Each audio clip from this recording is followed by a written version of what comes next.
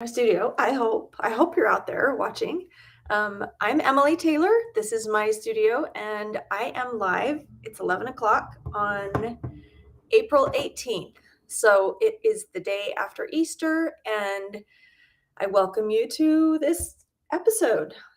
This will be brief because I have to get right back to work because I have a new pattern that we are launching today. I was working really hard this morning to get it all finished up, but it's not written. It's not finished quite yet. And so as soon as it's done, I'm hoping to have it all done this afternoon, and then I will share it with you. So let me show you the pattern. Hi, Sherry. Good to see you. We're going to talk a little bit about fabric today and the fabric selections that I have in this quilt. I think there is a lot to learn about fabric selection when we look at this quilt. So I am so excited to share with you the Octopus Garden. Now you can see I haven't put the binding on quite yet, but I did get it back from my amazing quilter, Marion McClellan. She's in Payson, Utah, and she's just the most amazing, talented quilter. I mean, I know there are others that are equally amazing, but I just love her. She's such a sweetheart, and she's such a good woman. So I have to turn off my texts. Hang on. Okay. So anyway, here's the quilt. Let me roll back here so you can see the whole thing. Oh, I love it. It's so fun, isn't it? And I should grab this fabric over here to show you what I'm going to bind it with. I'll post pictures as soon as it is bound. I'll get that. I was hoping to get it bound this weekend, but alas, Easter, and we just, of course, I have other things going on as well. So anyway, this is the quilt. In the pattern, this will be a parchment pressing pattern, and there will be each of these elements. So the jellyfish, that starfish, the seahorse, you can see the bubbles in there. The octopus, I love that octopus, and the crab, and that seahorse, or that starfish.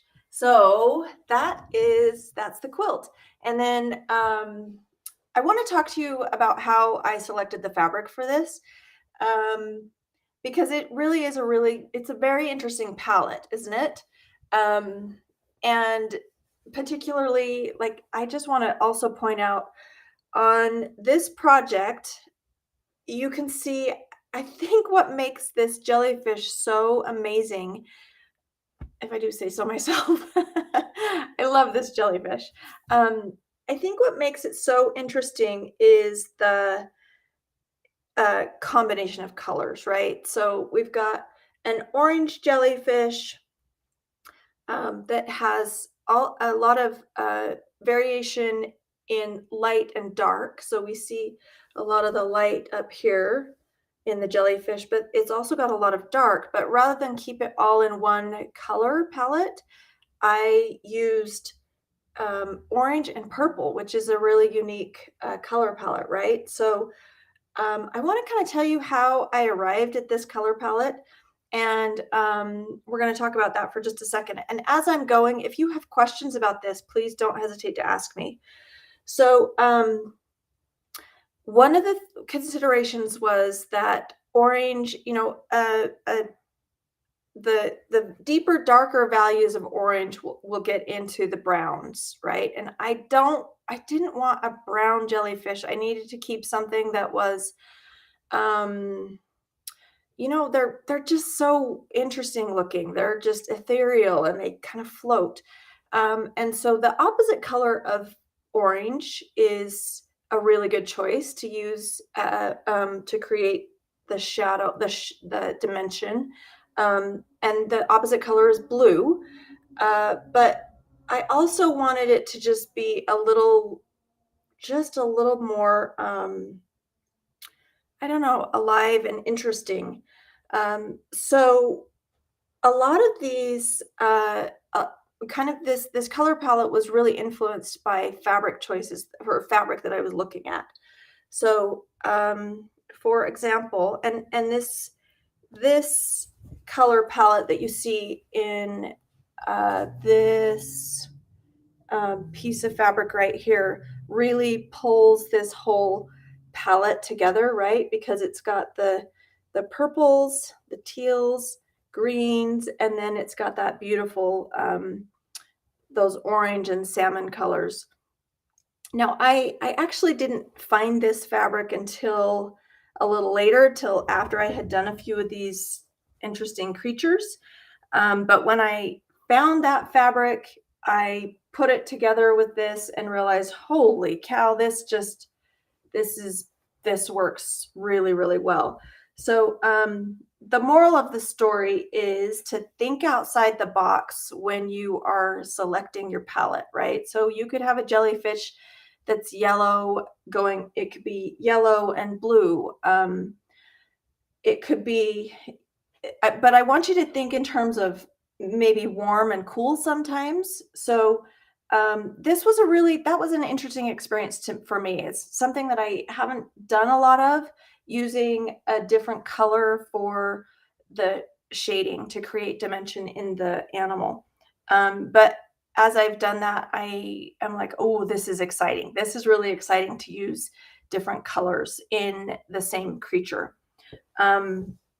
So let's see. I just want to also mention one of the difficulties I had with finishing this. If you might recall that I had the octopus was unfinished for a little while, and I want to show you the original sketch of the octopus that I drew out. Let's see if I can find it. There it is. Don't mind me and my slippers. Okay, so I wanted to show you, this was the original sketch, and I just drew this out on the parchment paper. So that he's my original little drawing. But octopuses are a little complex because they've got 8 legs, and those legs twist and turn. And then they've got suckers, right, on the legs. And the conundrum that I had with creating this octopus was, how do I create all of these suckers? And you can see the finished octopus doesn't have suckers. I have something that is somewhat suggestive of suckers in that kind of a polka dot. But I ultimately left this octopus sitting unfinished for, I'd say, a couple months, because this was the problem that I was trying to work out. How do I create differentiation between this top part of his leg and the under part of his arm, leg, I don't know what you call them, I guess they're arms. So this was something that I was trying to solve. That was a problem that I was thinking about, and that's why I left it unfinished for a long time. A lot of people were like, when are you going to finish this? When are you going to finish this? And that's what I was working on. So the resolution to that, and this actually is a resolution all the time. I have to get back to thinking that I need to let the fabric do the work, and it doesn't need to be so detailed that you see every single sucker. And then the other, after I think I had done the jellyfish or the crab, and I was still trying to think about this octopus, and I thought, and I thought, okay, what I need is I need to use a color and a value difference to indicate the underside of the octopus, so that it doesn't all just, so that it's not all just purple.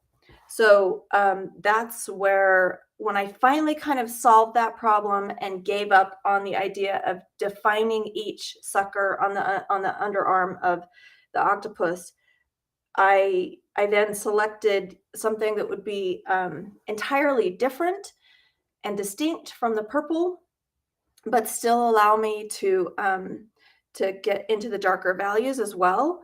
And then I also selected fabric that was just high. It has a lot of pattern. suggesting the suckers. So you can see there were lots of polka dots that I selected. These are not quiet fabrics. They are pretty dramatic fabrics that I selected for his underarm, where his suckers would be. So again, collage, I learn, I am a work in progress because I am learning as I go. And this learning process for me is so invigorating and so exciting. And I don't feel like even, I feel like I've just barely begun to scratch the surface on what there is to explore in this medium. And this is why I love fabric. The I love the variation and the interest that it brings. It's so different than paint. And you guys know that I used to be a painter. So I'm a self-taught artist. And I've decided this really is my medium of choice because of the complexity that I can create with a variation of fabric. So that is kind of an interesting, I hope you've enjoyed this discussion about fabric selection. And fabric selection really is so important, but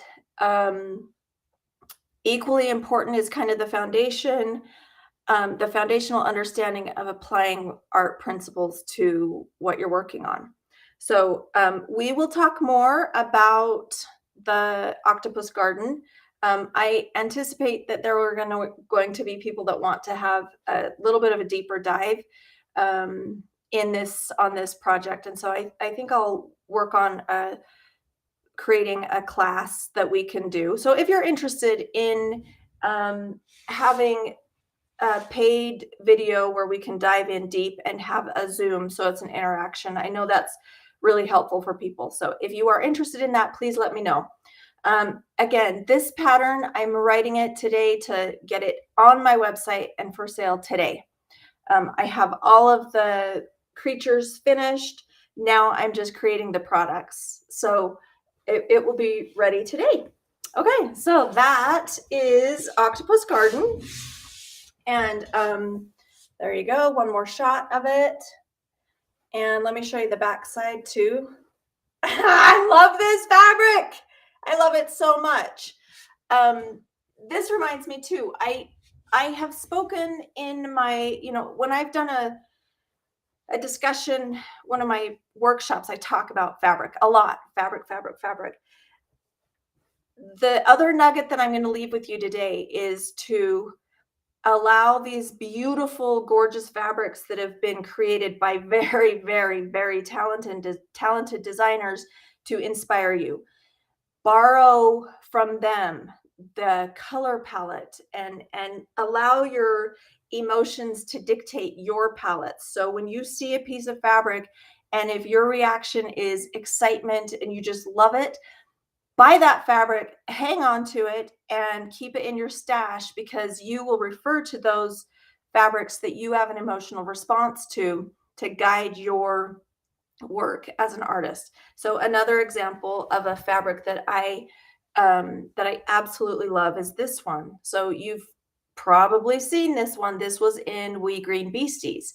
And when I saw this fabric, it just absolutely just spoke to me. I mean, it makes me scream. I love this fabric so much because of the color palette. And so this color palette really helped me kind of figure out the Wee Green Beasties palette. The whole quilt was kind of based on this color palette. So anyway, that's my little tidbit for you about fabric. You will be able to purchase the quilt pattern, but I will not have kits. I just creating a kit is so tricky. Maybe I will. I don't have kits available right now. I'll tell you what, if I can find all of these background fabrics still, I will purchase them and pull together a kit. All of them, I think. This one is an art gallery. I know that. I think I can get that one. These others, I have plenty of these. That I think is a tulip pink. I'm not sure. This one is an Anna Maria Horner fabric, and this one is Kate. So we've got, I'll see if I can track them down and make the kit available to you. So anyway, pattern will be available today by the end of the day, and I will work on gathering the kit. If you would like that, if you are interested in the kit, let me know. So let me just answer some of your questions. I'm going to show you one other thing. This wasn't the only thing that I did this week. I am a busy bee in my studio right now because I'm working on I am working on our May quilt along. So stay tuned for the details about that May quilt along.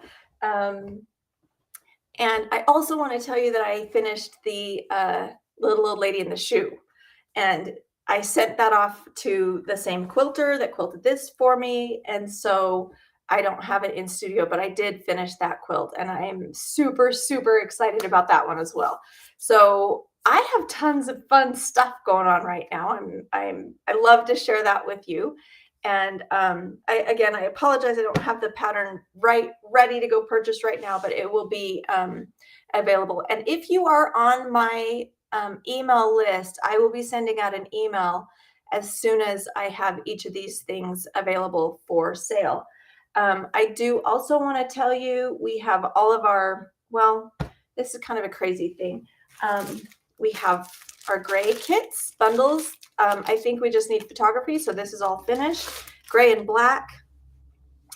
So I'll just share some of these with you. Beautiful fabrics that I've been collecting. Let's see if I can kind of show you some of these. Anyway, I'm really excited about the gray that's coming out. And as you know, we have 18 pieces in each bundle curated by me. And we have, just in time for this one as well, we've got orange and purple. And we have all the colors now in stock. We're just about ready to get photography of these last ones. We've got the white and then the gray, and we have everything that we need for fat quarter fussy cutting bundles. And in those bundles, we'll have 9 fat quarters that are just those inspiration fabrics. In fact, maybe that's what I'm going to call it, those inspiration fabrics that have the large prints. So this we've got in the fat quarter bundle, and maybe what I'll do is move that over to create kits for this quilt. I think somebody asked about this one. I believe this is the same pattern. Is this the same pattern? No. But I do have, this is in the orange bundle, and I think I'm going to put this in the fussy cut bundle as well, because I love this fabric.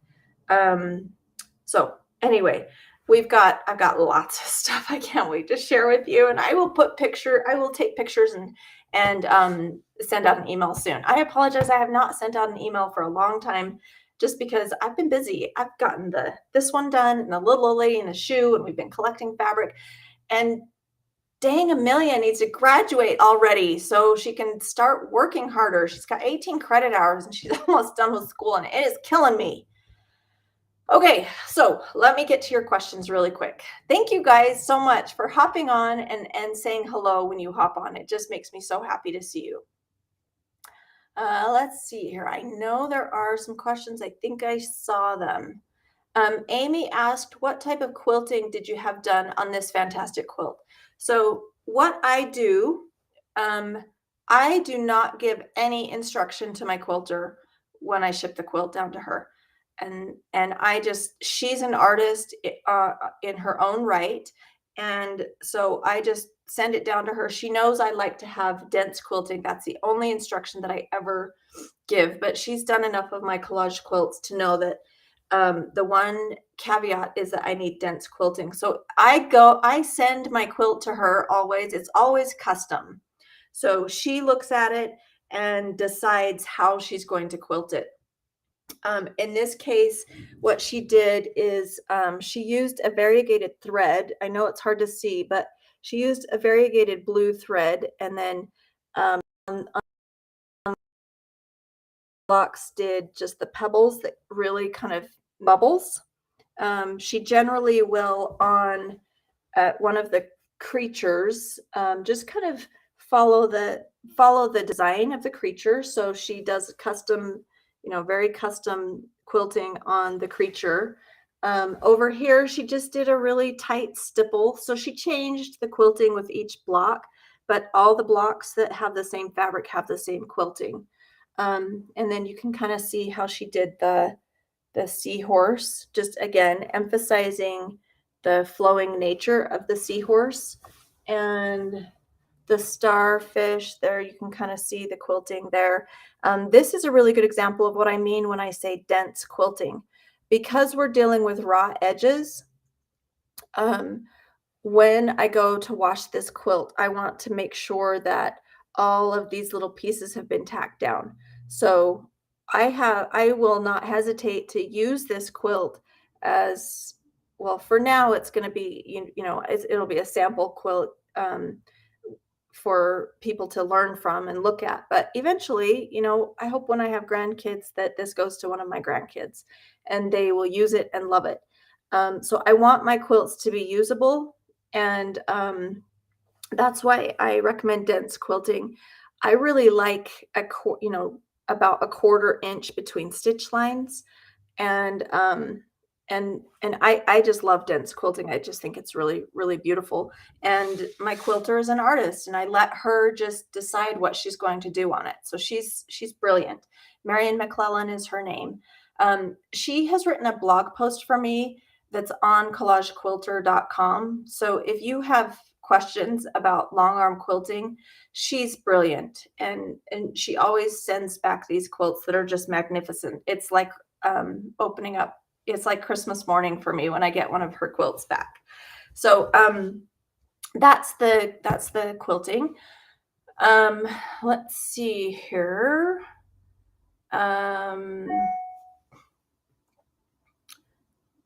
Thank you, everybody, for your kind comments about the quilt. I love it too. This is now my new favorite. Terry, yes, this will have a border. Or no, this won't have a border. I'm just going to bind it. So, or maybe I will put a border on it. No, because I haven't quilted. So yeah, no border. No border. It will just be bound. And I've been trying to select, I think I've got some fabric that's in my purple bundle that I'm going to use that it will be kind of like that. So that's that. Joe, the pattern will be available this afternoon. I will make it available both as a physical pattern where you will receive the large format templates, or the downloadable pattern where you can piece together a printout that you can print at home. And I do that specifically for anyone that doesn't want to have to pay for large shipping. So international customers, I know, really appreciate having a download. So I'll be working on that this afternoon. Let's see here. Debbie said she's trying to decide on a project for the October workshop. This or the Tiny Beasts are in the running. Good. I'm excited to have you, Debbie, at the October workshop, which reminds me, we've had a few cancellations for the October workshop in Midway, Utah. So if you are interested in joining me for 3 days of instruction and good food and in a beautiful setting where we will go to dinner and we will hike and we will create, I have some spots in the October retreat. We're going up to Midway, Utah, which is just a little slice of heaven. You will die at how beautiful it is in October. So I hope you can, if you're interested, that's available on my website. Let's see. Joe Williams said, "Oh, this is so cute. We just got married and had an octopus and seahorse on the top of our cake. Joe, you're going to have to make this quilt. Maxine, so great to hear from you. Maxine is a really fine art. She is a brilliant collage artist that we see her work in the Collage Quilter group. And she says also that as a former painter as well, I find the vibrancy of color in fabric is so much deeper than paint. So we share that, Maxine. That's fun. Sarah from the United Arab Emirates, welcome. I don't think we've had you before, or if you've been here, you haven't said hello. So welcome. We're really glad to have you. It looks like we've got people that would be interested in a Zoom class for this. So great, we will do that. Let's see here.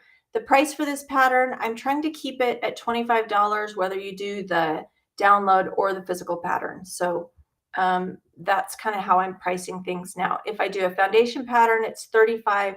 Parchment pressing patterns are $25.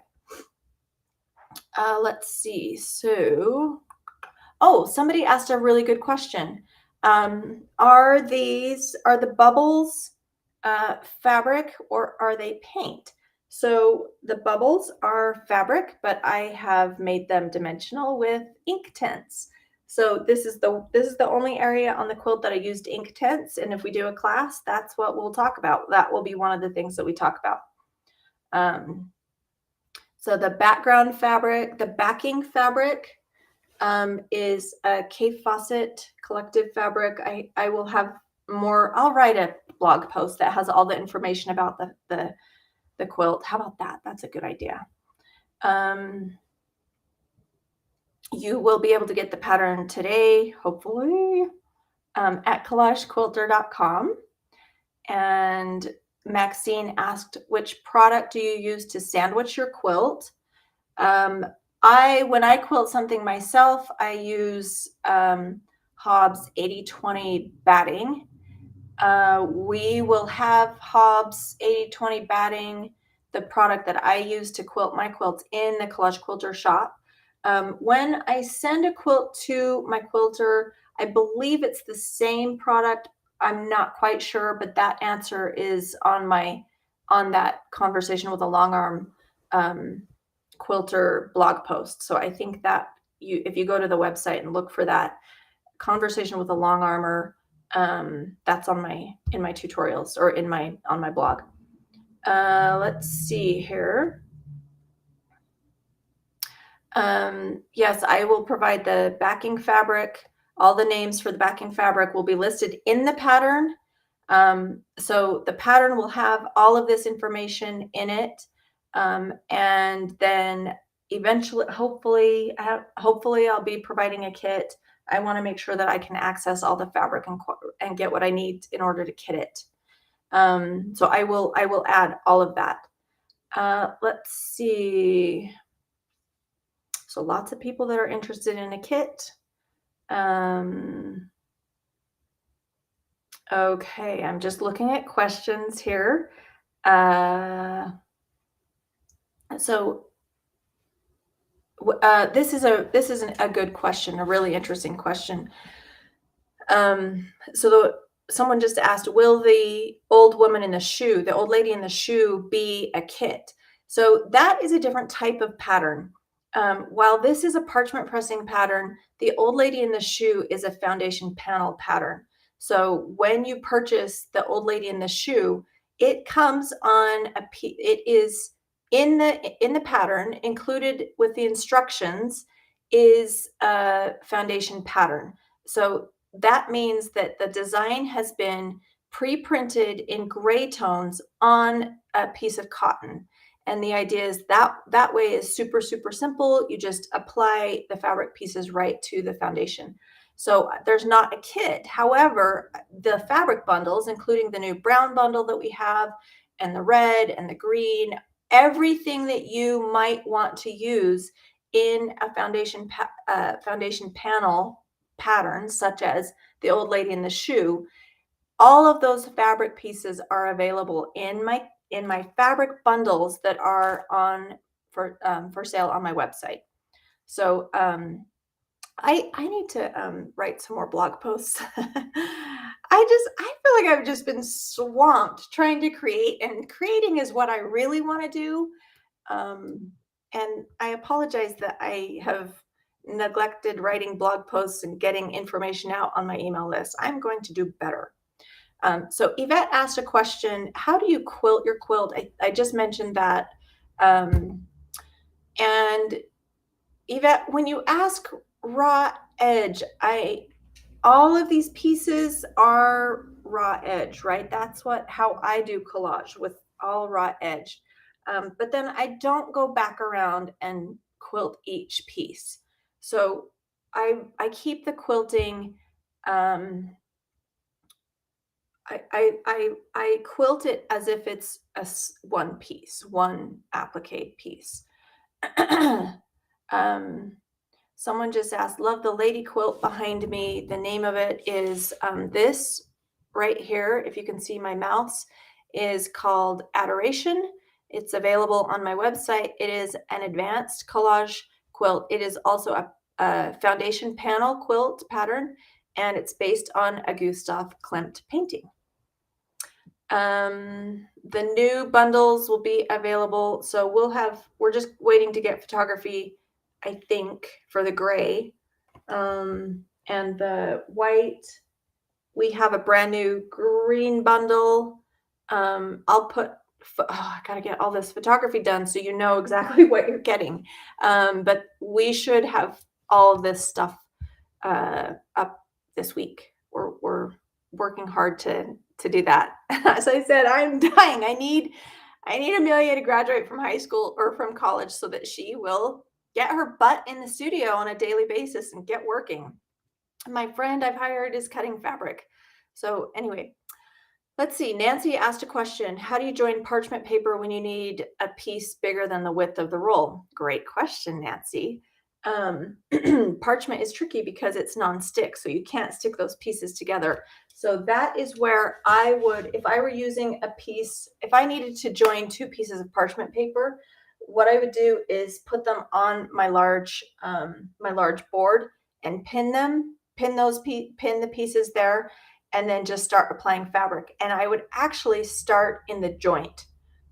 I'm thinking through this. I haven't done this yet, but I'm thinking through this, that if I had to join two pieces, I can't really tape them because the tape won't stick, unless masking tape might work, but I would begin my collage on the joint of that, where you're joining those two pieces, and press the fabric with the seam against it, and that will act as glue to hold those two parchment pieces together.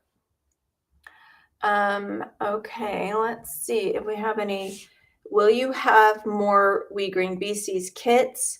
No. When we do kits, we're only going to make a certain amount. So there are no more We Green Beasties kits. However, having said that, sometimes it's really tricky to, we have leftover fabric from the kits. So I have many pieces left over from the We Green Beasties kit that we are going to do in fabric bundles that are a grab bag. So in the upcoming grab bags, you can see we've got this and this and this. So these obviously this does not comprise the entire kit that we had for the We Green Beasties, and I'm not gonna reorder. So what we had was what we had, but we're going to put these items, these pieces that are nice cuts, the leftovers that I have, we're going to put those in grab bag bundles. So you might want to watch for those, and I'll mention when those, I'll also email when those are available. Let's see if we have any other questions.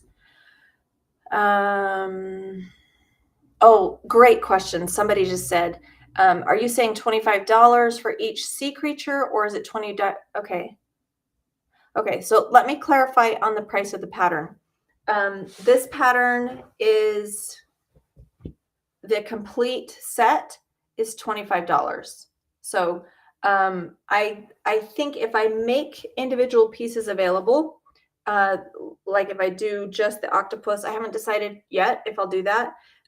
because it will be $15 for that. And then if you buy two pieces, two of them, that's more than the price of the whole pattern. So I think I'll just sell the entire pattern. It's all 6 little creatures for $25. Gotcha. Got it? Okay. Let's see. Okay. I think that's about it. If there aren't any other questions, I'm gonna set, well, let's see. Here's the last question. Yvette said, I'm so interested in the horse collage hanging in the background. Is it still available? Yes, I think we just reprinted the horse and adoration. Both are available on my website, collagequilter.com. And the horse and adoration are what I would classify as advanced patterns. So I want you to, when you buy those, keep that in mind. They are difficult patterns, requiring you to have a large variety of values, have a really good understanding of values and how to see values. So, okay, I think that's it. And I want to tell you all, Gal, I wish we could have I wish we could talk in real life. It's great to see your comments, and I know that you're there. I know you're watching, but man, I'd love to hear your voices and see you in person. So I'm done. It's great to see you virtually, to know that you're here. Thank you so much for joining me and for hopping on to say hello. It just makes my day. I look forward to it makes me look forward to Mondays, to know that I get to talk to you and see my community, my people.